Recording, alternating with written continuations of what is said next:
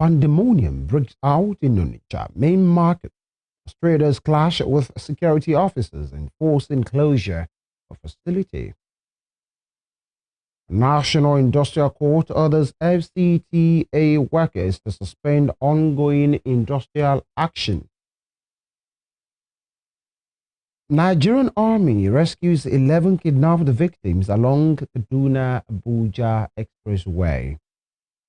And on the foreign scene, Minnesota Chief Judge orders acting head of ICE to appear in court this week.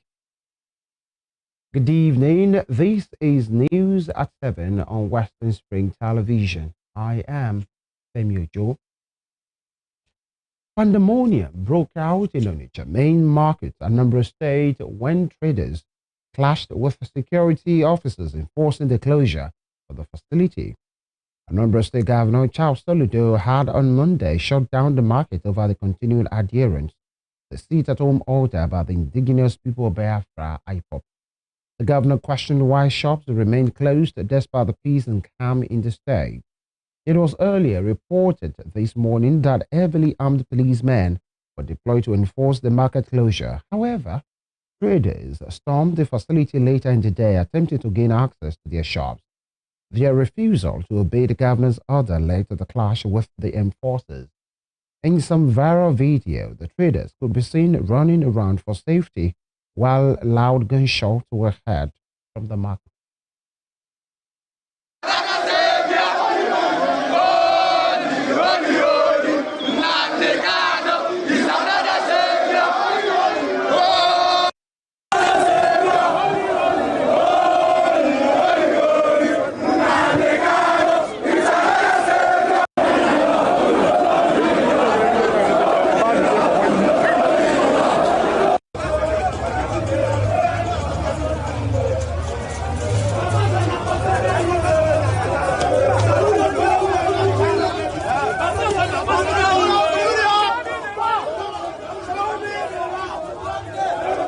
And earlier, the Anambra State Commissioner for Information Law Mefo said the state remains safe for business and assured that there is no fear factor associated with the sit-at-home order. Mefo made a statement this morning during an interview saying the state is safe for business with adequate security. He stated that there is no further justification for the continued shutdown of markets in Anambra, particularly the Onitsha main market. His comment follows Governor Chukwuma Soludo's shutting down of the popular Onitsha market for 1 week because traders failed to open their shops on Monday. Speaking further on the governor's action, the commissioner said the government has every right to ensure that there is an even running of the state and beyond. For years, part of Anambra State have observed a Monday sit-at-home order that disrupted commercial and social activities and leaving markets, schools, and workplaces deserve. Foremost, it is important we know that the Onitsha main market actually belongs to Anambra State government. And a tenant and a landlord, they have some relationship, even under the law. So they cannot say that the Onitsha main market will run the way and manner they want it. No, that will be overreaching.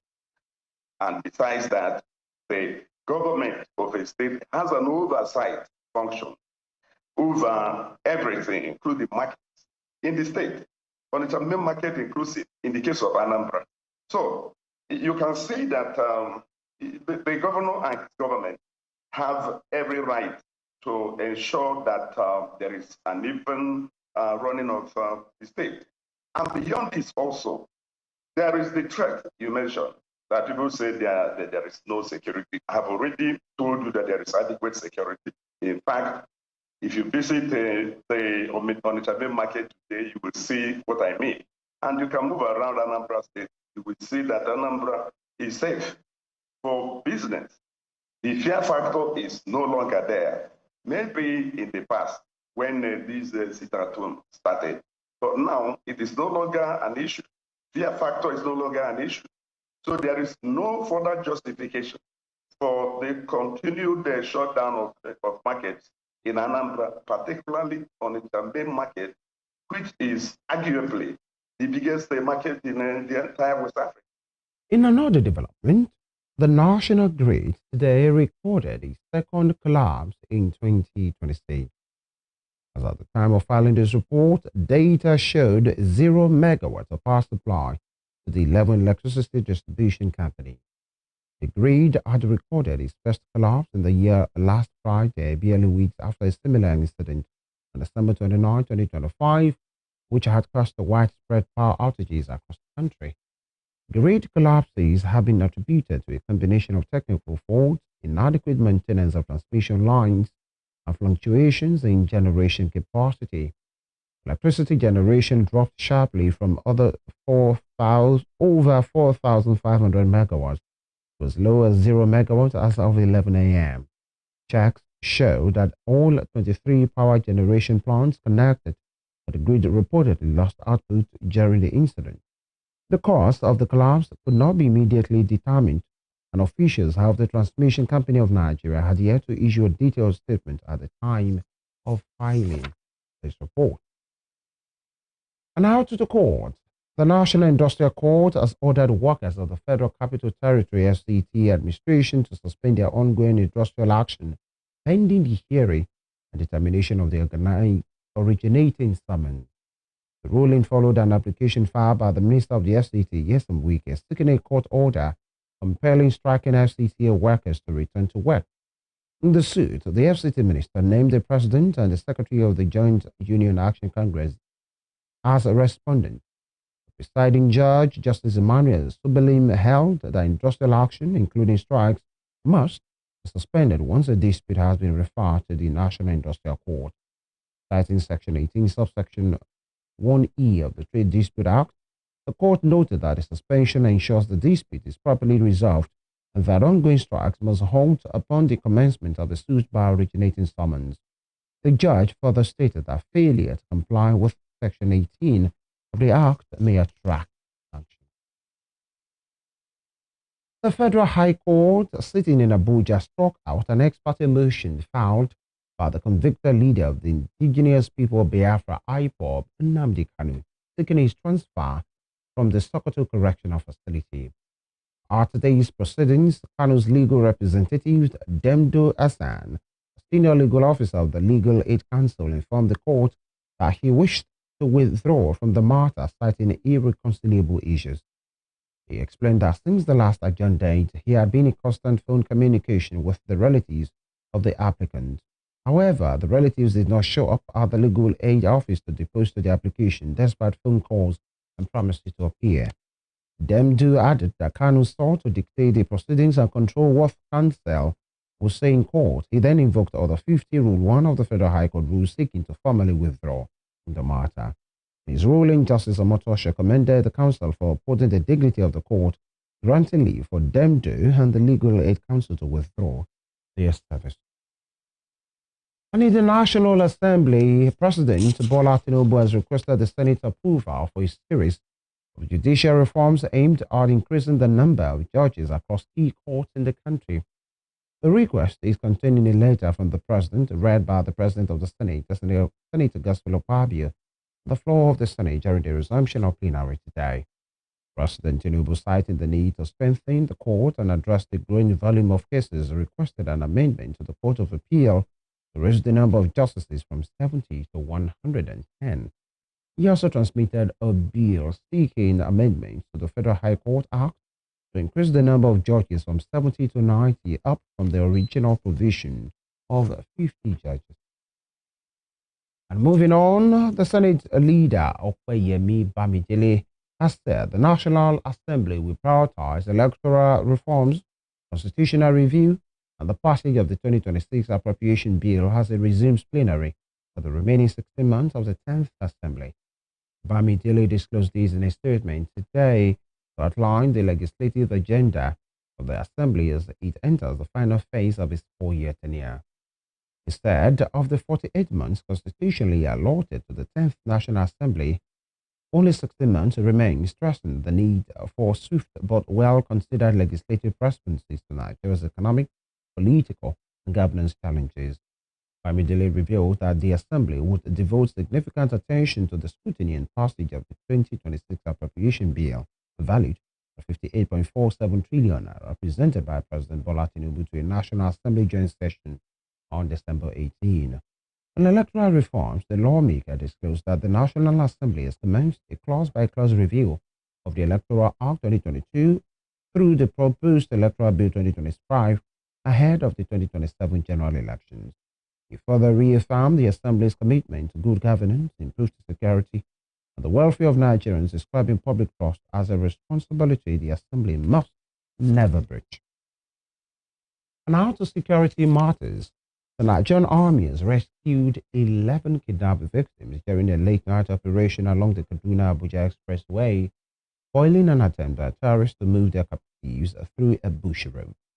The Nigerian Armed Forces will disclose these in a post on its X page today, revealing that the rescue operation, which took place on Monday, was carried out by troops of the Forward Operating Base, Dokia, following credible intelligence. According to the Army, the troops detected armed terrorists attempting to transport their captives through the Gidan-Duna Amali bush track under the cover of darkness, following which the troops launched a pursuit using tactical vehicles and motorcycles, forcing the terrorists to abandon the victims and flee into nearby scrubland. The operation led to the rescue of 5 adult males, 3 adult females, and 3 children who had been in captivity for 92 days. The Army further disclosed that the victims were abducted from Gadamala Maman community on October 26, 2025, before being held by the terrorists for over 3 months. In the meantime, the Defense Headquarters has dismissed claims circulating in a video by content creator Lucky Udo Studio, alleging neglect and indifference toward military personnel wounded in action. In a statement today by the Director of Defense Information, Major General Samaila Uba, the Defense Headquarters said the video presents misleading impressions that do not reflect reality. The denial follows the video circulating on social media, which features interviews with injured soldiers and sparked widespread discussion on the welfare of Nigeria's armed forces. The video shows Udo interacting with a group of soldiers with varying injuries, many wearing T-shirts labeled Wounded in Action Soldiers and displaying prosthetic limbs. Speaking in this video, Udo criticized the level of support, stating that their welfare is not even taken seriously, adding that they have been abandoned and left to care for themselves. But the Defense Headquarters dismissed the claim, stating that the welfare of wounded personnel remains a top moral priority for the armed forces.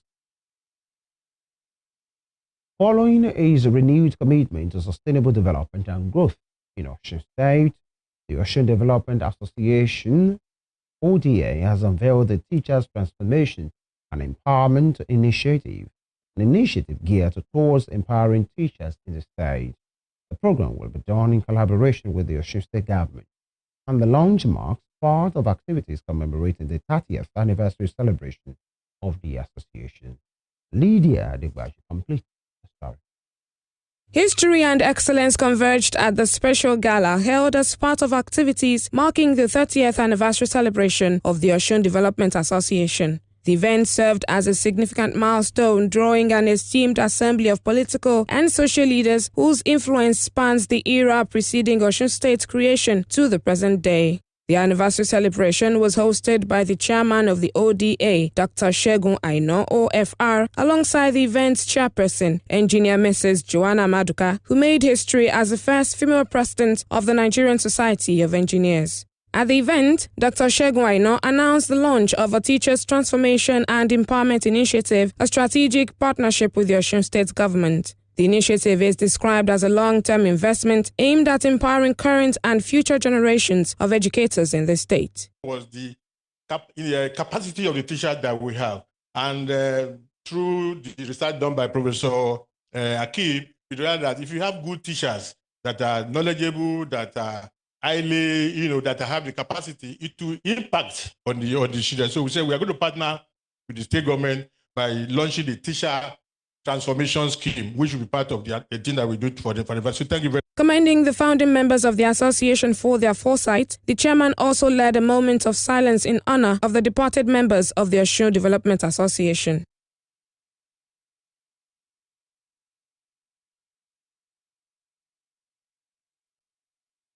their legacies continue to inspire us.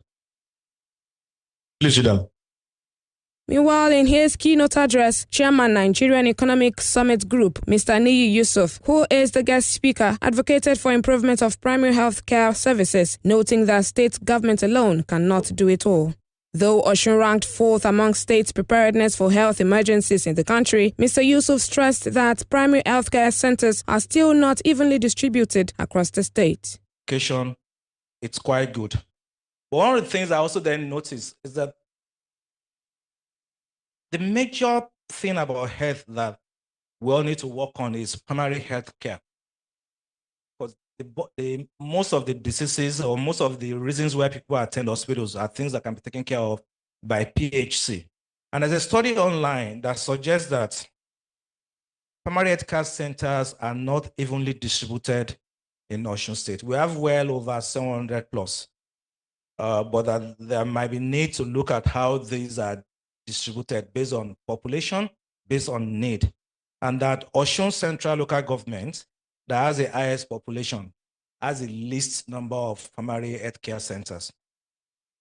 And I'm saying this because, again, I'm talking to Osun indigents who have the capacity to set up primary health care centers. We can't leave governance to government alone. Earlier in his welcome address, the chairman organizing committee of the 30th anniversary celebration, Chief Dr. Bamidele Alimi, said the celebration is a recognition of decades of service, sacrifice, and collective progress, as well as those who labored to bring the obvious results. Dr. Alimi also commended the support that the association has received from the state government. He then urged inclusivity in the association so as to leave behind a far better legacy than that which was received.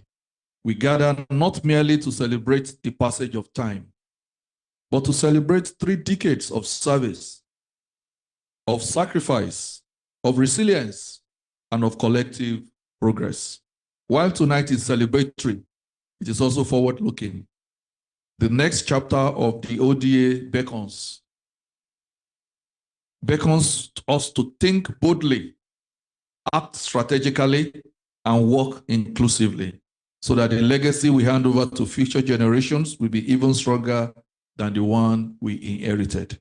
At the anniversary celebration, 27 new members were also inducted into the Osun Development Association at the special gala. The event climaxed with recognition and award presentation to past and present statesmen for their good works. Adiabeke Fabola Cultural Group was also present for entertainment, bringing beats and songs all to the praise of Osun State.